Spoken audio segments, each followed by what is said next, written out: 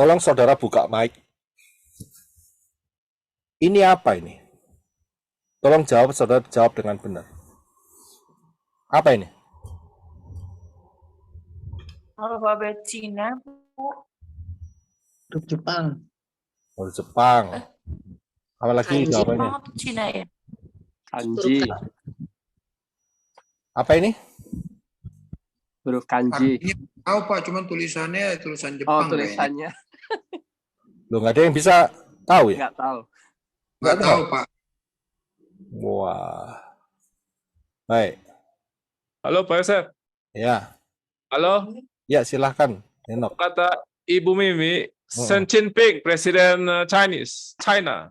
Ya, oke. Kita akan pelan-pelan ya. Kalau saya bilang ini apa, saya tahu di Arizona ini ada yang bisa bahasa Mandarin. Iya. Oh, Ya. Mandarin. Ya. Nah, kita akan lihat ini apa sebetulnya. Yang pertama adalah ini adalah aksara atau huruf dalam bahasa Cina. Betul ya?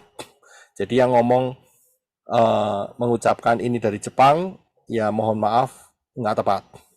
Ya, jadi ini adalah aksara huruf dalam bahasa Cina. Ya. Kemudian betul yang dikatakan tadi, ya, itu adalah presiden daripada Cina. Ini orangnya. Sudah kenal? Ada yang kenal? Enggak. Nggak ada, betul. Terima kasih, betul. Tahu iya, kenal tidak. Benar. Ya, kita harus pakai terminologi yang benar. Tahu iya, kenal tidak. Tahunya dari koran, dari internet, dan sebagainya. Tapi kenal tidak. Kalau kenal, saudara pasti akan pernah makan malam bersama dengan encik yang satu ini. Benar Pak. Ya, beda tuh kenal sama tahu, ya kan? Iya. Beda. Sekarang pertanyaannya, encik yang satu ini lahirnya di mana? Pernah tahu nggak? Cina. Enggak. Lahirnya ada di Beijing. Cina. Rumah Ya. sakit. Lahirnya di Beijing, di kota Beijing. Kemudian, berarti orang ini adalah orang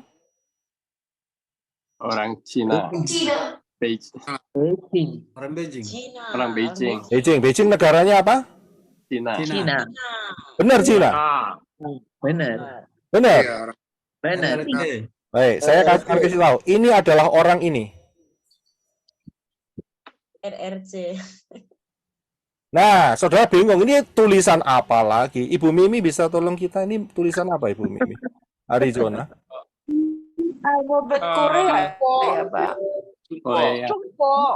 Nah, itu dia. Ya, jadi tulisan ini berarti orang ini adalah orang Zhongguo. Zhongguo. Inggrisnya adalah Zhongguo. Zhongguo. Indonesianya jadi Zhongguo. Kapan kok pernah jadi Cina itu kapan gitu loh? Coba bisa enggak? Jadi Cina itu kapan gitu loh? Lah kok bisa dari Zhongguo itu jadi Cina? Aneh kan ya? Ah, Iya. Yang benar itu Zhongguo.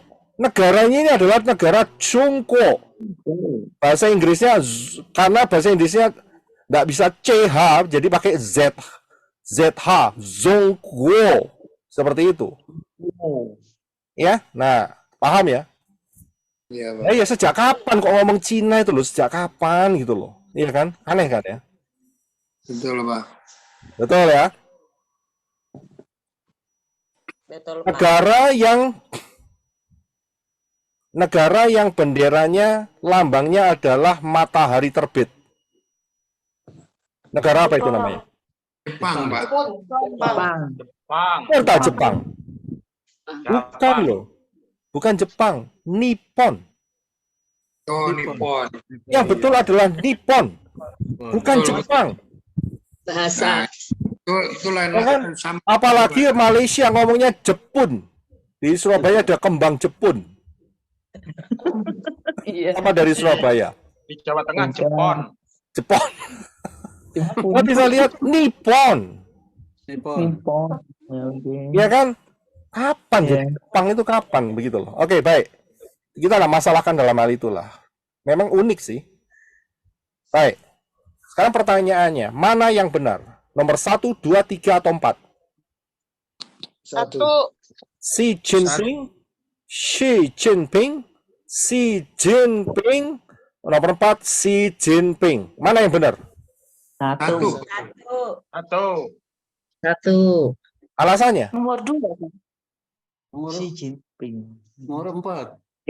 Pakai X. Nomor 2, Pak. Karena aksaranya nomor 1. Sering lihat di tulisan-tulisan mat Iya. media. Itu Pak Roy, itu Han Yupingin, Pak Roy. Xi Jinping, Han Yupingin. Nah, oke. Jadi, semuanya benar.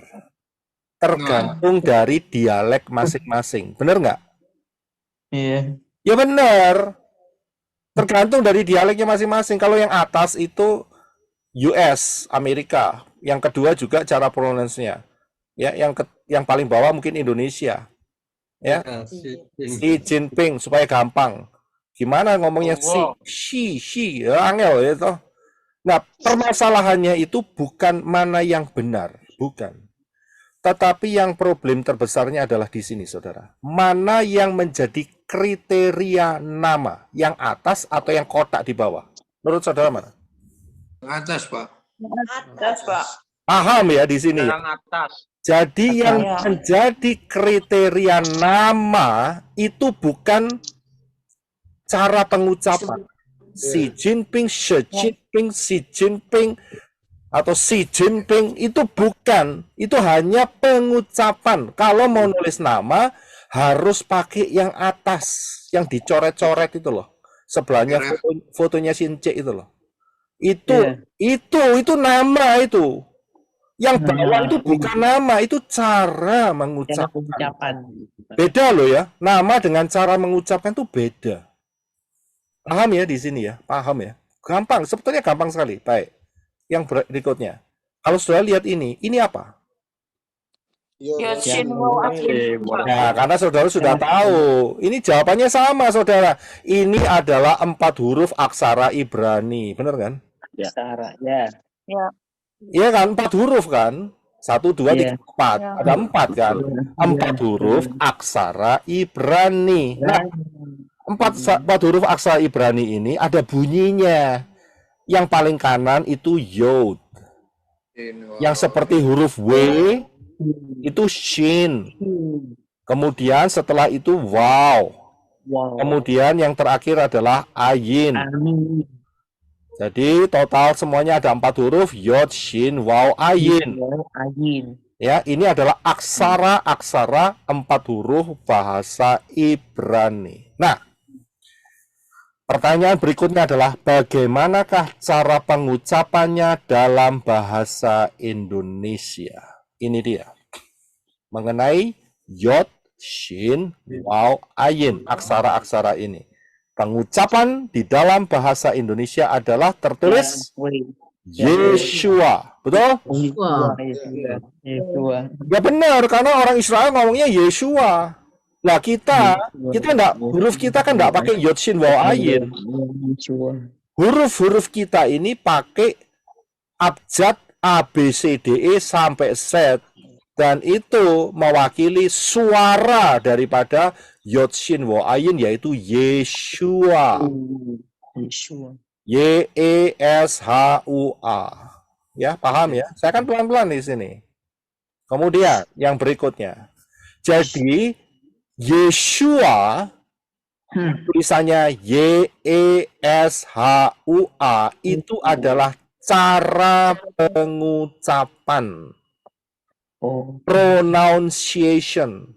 Kalau enggak gitu, kita enggak ngerti apa-apa ya. Seperti saudara tadi, tak tanyain, ya Xi Jinping namanya si Ence itu, kita enggak ada yang bisa tahu, cuman satu, Ibu Mimi tadi.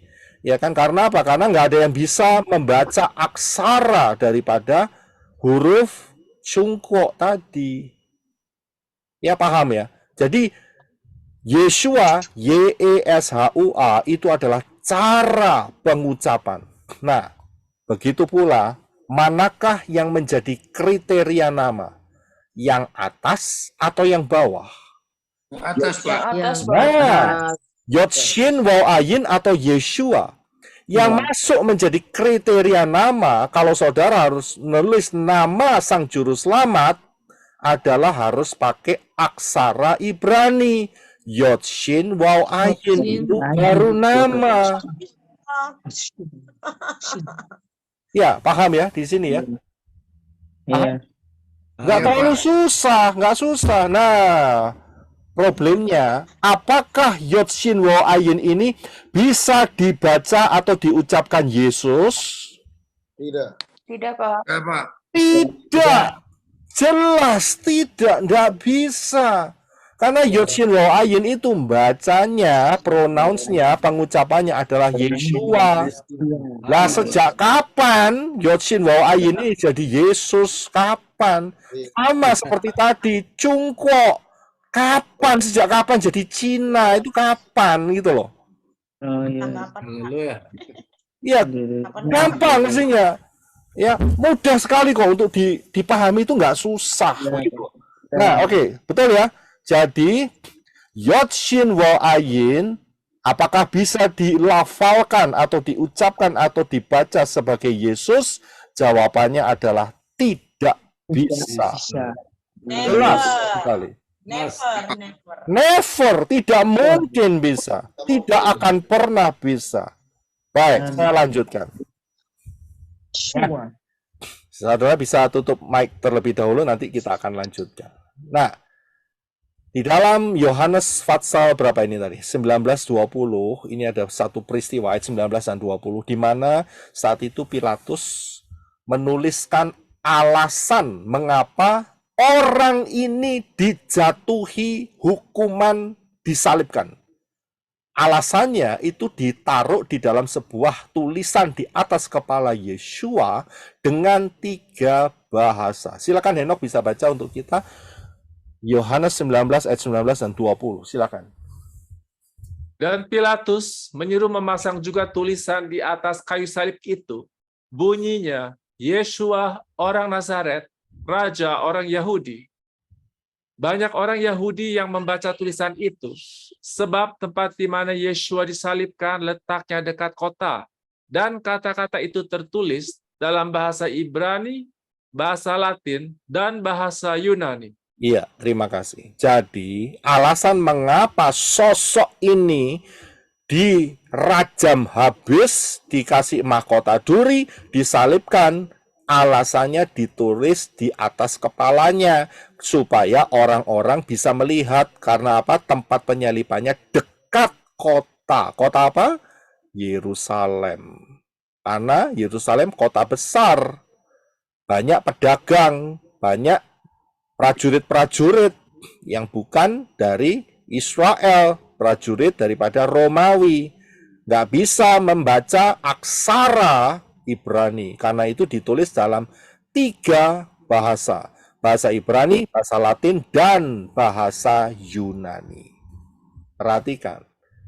Di dalam bahasa yang tertulis, kalimat ditulis di atas, ya, mana yang disebut nama? Yang di lingkaran merah atau hitam? Saudara bisa buka mic. Merah, Pak. Merah. Merah. Merah karena apa? Yang disalibkan ini orang Yahudi. Amin. Ya, jadi namanya nama Yahudi. Yod Shin Waw Ayin. Haleluya. Bukan Yesus. Bukan Yesus. Jadi yang nama adalah yang merah, Yod Shin Waw Ayin. Nah, sedangkan Yesus, Nazarus Rex, dan seterusnya, itu bukan nama Yesus itu. Lah, kalau bukan nama itu apa? Ya kan, pertanyaan kan begitu. Kalau bukan nama itu apa? Yesus adalah pengucapan. Tadi kan kita sudah belajar pengucapan di atas. Karena apa? Di dalam alfabet Greka, Yunani, itu tidak ada huruf-huruf yang mewakili Yod Shin Waw Ayin, karena itu diambil yang paling singkat, Yes, dan dikasih Us. Karena apa? karena orang yang dihormati. Kenapa dikasih us kalau ini disalib? Aneh kan? Kok ada orang yang dihormati disalib? Karena saat ketemu dengan Pilatus, Pilatus berkata, aku tidak mendapati kesalahan apapun di orang ini. Dan Pilatus mengatakan, dia tahu bahwa orang ini, yaitu Yeshua, diserahkan karena kedengkian para imam. Di hadapan Pilatus, sosok Yeshua ini adalah orang benar. Karena dia tidak menemui kesalahan. Karena itulah maka dikasih gelar us, orang yang dihormati. Kalau penjahat mah nggak perlu dikasih us. Saudara bisa lihat di sini. Inilah alasannya mengapa Pilatus tulis Yesus. Ya, karena dia tidak mendapati kesalahan daripada Yeshua. Ya, huruf yang diambil karena alfabet daripada Greka ini enggak bisa mewakili Yod Shin Waw Ayin, maka yang diambil hanya Yod-nya saja, yes, sama Shin-nya S. Ya, saudara bisa paham di sini.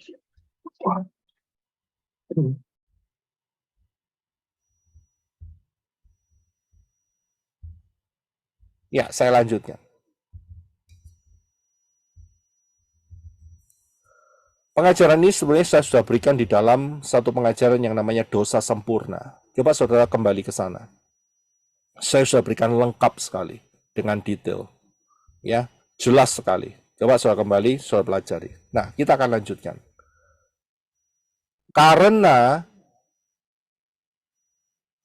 Pilatus menggunakan Yesus dan di dalam perkembangannya orang Roma menghancurkan semua kitab-kitab daripada kitab Yahudi, maka yang tinggal hanya terjemahannya saja di dalam bentuk Septuagint, yaitu bahasa Yunani. Dan di situ tertulis Yesus.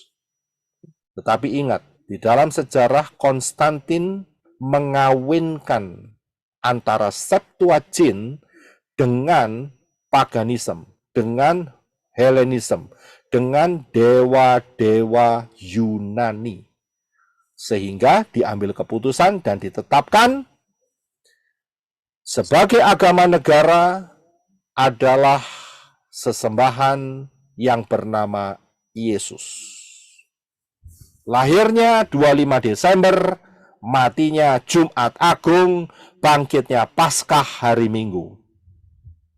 Jelas, udah pasti ini nggak bisa dirubah, saudara. Ya, jadi Konstantin mengubahnya, bukan mengubah, tapi dia merger. Ya, nek perusahaan gede di merger. Nah, ini agama di merger, kepercayaan ini di merger sama dia. Seenaknya sendiri. Merger untuk kepentingan politiknya dia. Ya, tolong mic-nya dimatiin terlebih dahulu ya. Ya, terima kasih.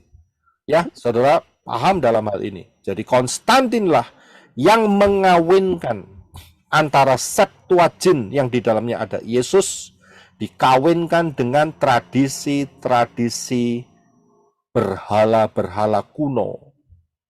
Ya. Karena itu terciptalah Yesus. Yesus. Jadi Jesus masuk Indonesia jadi Yesus. Paham ya?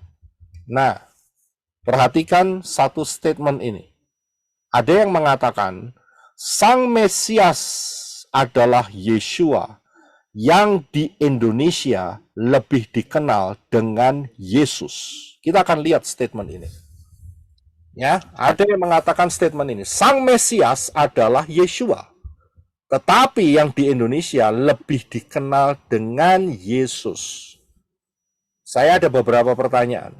Sosok Mesias yang di Indonesia yang bernama Yesus itu, satu, kapan kelahirannya? Kapan kelahiran Yesus yang dikenal di Indonesia? Kedua, kapan kematian Yesus yang dikenal di Indonesia? Ketiga, berapa lama Yesus yang dikenal di Indonesia di dalam kubur setelah mati di kayu salib? Keempat, kapan kebangkitan Yesus yang dikenal di Indonesia? Silakan saudara buka mic. Jawab 4 pertanyaan ini. Kapan kelahiran Yesus yang dikenal di Indonesia? 25 Desember. 25 Desember. Sepakat ya, sepakat ya. Ya. Betul. Kemudian kapan kematian Yesus yang dikenal di Indonesia? Jumat Agung. Jumat Agung. Kemudian berapa lama Yesus yang dikenal di Indonesia ini dalam kubur setelah mati di sana? Bang 1 hari. 2 hari. Lebih. 2 hari, nggak sampai 1 hari. Iya. Jadi matinya Jumat, bangkitnya Minggu, ya kan? Ya. Kapan kebangkitan Yesus yang dikenal di Indonesia? Hari Minggu. Hari Minggu. Pasca. Atau mereka sebut Paskah. Betul semua. Jadi kelahiran Yesus yang dikenal di Indonesia itu 25 Desember. Ya. Nggak ada Yesus yang dikenal di Indonesia itu lahirnya Sukot. Itu nggak ada. Ya, kapan kematian Yesus yang dikenal di Indonesia? Jumat Agung. Kemudian berapa lama Yesus yang dikenal di Indonesia mati dalam kubur? Ya, nggak sampai 2 hari. Mati Jumat sore, bangkit Minggu pagi. Hitung saja nggak sampai 48 jam. Ya. Tapi ya, Yeshua itu mati dikubur selama 3 hari 3 malam. Kapan kebangkitan Yesus yang dikenal di Indonesia? Betul. Inilah Yesus yang dikenal di Indonesia. Hari Minggu. Dan itu disebut Paskah. Pertanyaan berikutnya adalah yang paling penting. Apakah sosok Mesias Yesus yang dikenal di Indonesia ini sesuai dengan kitab suci? Jawabannya Sesuai. tidak. Tidak. Jelas tidak. Ora. Ya, sangat jelas sekali. Ora. Spirit apa yang ada di balik Mesias yang di Indonesia yang lebih dikenal dengan Yesus? Dari jawaban-jawaban di atas adalah spirit paganisme, yaitu roh-roh Satan. Itulah Yesus yang dikenal di Indonesia. Jelas. Jelas. Jadi jangan pakai istilah Yeshua Sang Mesias yang di Indonesia lebih dikenal dengan Yesus Kristus. Ngawur saya bilang. Sangat-sangat bertentangan. Jelas sekali. Ya. Luar biasa. Gaduh-gaduh ini, Pak. Nah, itu dia. Betul sekali. Ya, jadi spiritnya, pertanyaan berikutnya, kalau spirit daripada Yesus yang dikenal di Indonesia adalah spirit paganisme dan roh Satan, pertanyaan di berikutnya, kalau mau baptisan pembaharuan, perlu nggak diputuskan dengan spirit ini? Putus. Harus. Jelas sekali. Buktinya. Harus diputuskan lah. Kalau enggak lah dikontet setan terus lah ceritanya. Haleluya. Iya.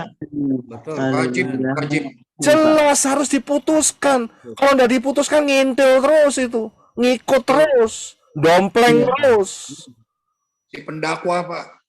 Jelas. Bukan cuma pendakwa. Tapi juga akan di akhirnya akan diambil sama mereka. Kita tidak mau. Kita tidak mau ada roh setan mengikuti kita. Kita tidak mau ada roh paganisme, roh setan-setan mengikuti kita. Tidak mau, kita harus putus. Karena itu harus diputuskan. Nah, kalau ini aja nggak paham, bagaimana bisa memahami kebenaran firman yang lain? Ini sangat dasar loh. Ini basic sekali ini. Jadi harus diputuskan. Saya harap yang text message sama saya lihat hal ini. Ya, jelas sekali.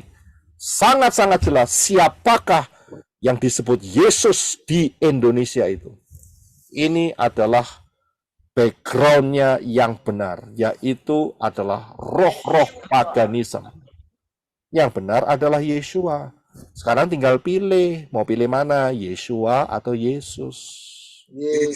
Saya pilih Yeshua. Jelas sekali. Ya, kita tutup dulu mic-nya. Kita akan continue untuk minggu depan. Ya. Dan hari ini kita sudah mencapai hampir 6.000 tahun sejak kejatuhan Adam dan Hawa. Sebentar lagi kita akan masuk dalam rapture karena kita masuk dalam pola Shemitah yang luar biasa. Kita sudah masuk di dalam tahun yang kedua. Dan kemudian Yeshua mengatakan kalau waktunya tidak dipersingkat maka tidak ada yang selamat. Karena waktu akan diperpendek oleh karena orang-orang pilihan. Saudara perhatikan pengajaran di High Hour 2026, jangan remehkan, dan juga rahasia 1290 hari, 1335 hari, ya. Perhatikan pengajaran ini, lihat, pahami, saudara akan mendapatkan berkat yang besar, saudara akan dipersiapkan karena rapture melalui pola ini, ya. Sangat besar diperkirakan akan terjadi di akhir 2025 atau awal 2026. Berjaga-jaga, tujuan saya untuk supaya kita semua berjaga-jaga, tidak lebih dari itu. Kita persiapkan hidup kita. Ya, salah satu berjaga-jaga apa? Jangan campur-campur, jangan gado-gado, itu loh berjaga-jaga. Masuklah dalam baptisan pembaharuan yang benar. Itulah berjaga-jaga, ya. Dan karena itu siapa yang belum masuk di dalam keselamatan yang disediakan oleh Bapak Yahweh, hanya satu-satunya pintu, yaitu Yod Shin Waw Ayin, Yeshua. Di luar itu tidak ada keselamatan. Dan juga barang siapa yang berseru kepada nama Yahweh, Yod He Waw He, akan diselamatkan. Setelah itu sudah masuk dalam baptisan pembaharuan, belajar pola akar Ibrani yang benar. Jangan menerima tradisi-tradisi dunia yang syarat dengan roh-roh jahat.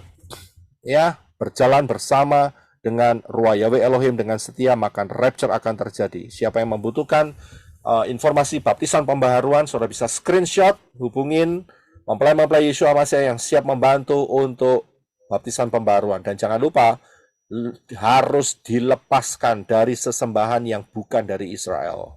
Ya, jangan lupa itu. Kemudian ini juga ada halaman berikutnya mengenai baptisan pembaharuan. Saudara bisa screenshot untuk bisa menghubungi saudara-saudara kita yang sudah ada di dalam Bapa Yahweh dalam Yeshua HaMashiach. Ya, dan streaming ini adalah streaming online. Ya, wajib mengenakan pakaian yang sopan, pakai talit atau pasmina sangat dianjurkan. Session tanya jawab adalah ruang tanya jawab dan bukan untuk ruang perdebatan. Dan tolong tidak menggunakan kata-kata atau kalimat-kalimat yang bertentangan dengan kode etik YouTube, supaya kita bisa menjadi blessing. Haleluya, Maranatha, Bapa yang memberkati.